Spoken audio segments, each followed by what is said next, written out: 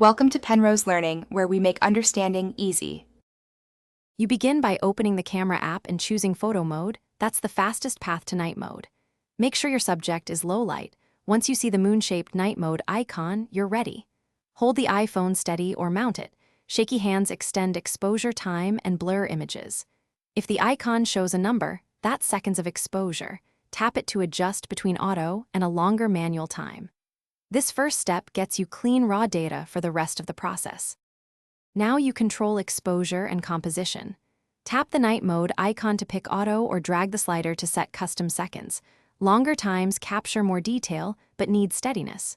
Press and hold the focus area to activate AE/AF lock so focus and exposure don't shift mid-shot. Once locked, reframe if needed, move slowly, because the camera previews a longer exposure.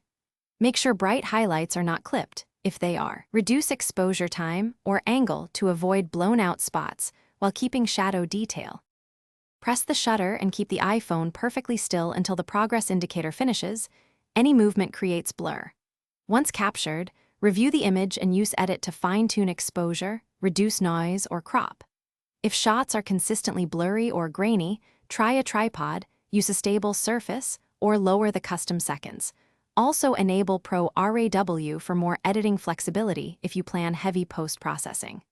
If night mode doesn't activate, move to darker conditions or restart the camera app. That usually resolves temporary glitches. Thanks for watching. If this was helpful, leave a like and consider subscribing. See you next time.